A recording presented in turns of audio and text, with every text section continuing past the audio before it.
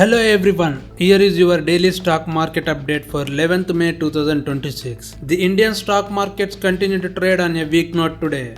The Nifty 50 index down by 360.30 points to close at 23,815.85. The BSE Sensex down by 1,312.91 points to close at 76,015.25. And the Nifty Bank down by 870.65 points to close at 54,439.90.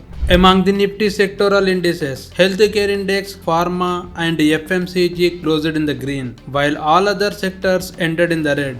The top gainers on the Nifty 50 index: Tata Consumer Products, Max Healthcare, Coal India, Sun Pharma and Hindustan Unilever. The top losers on the Nifty 50 index: Titan, Indigo, State Bank of India, Eternal and Jio Finance.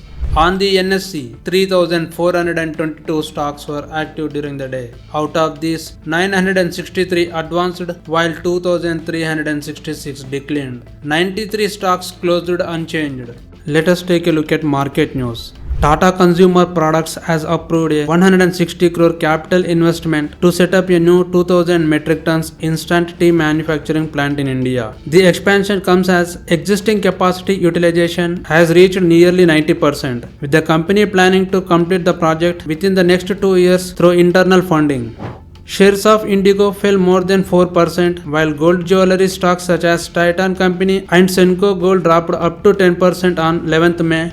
After Prime Minister Narendra Modi advised citizens to reduce fuel usage, avoid unnecessary foreign travel and postpone gold purchases for a year amid rising economic pressure from higher crude oil prices and the ongoing West Asia conflict, which he said is impacting supply chains and increasing costs of petrol and fertilizers. This concludes today's market update. Don't forget to like, share and subscribe.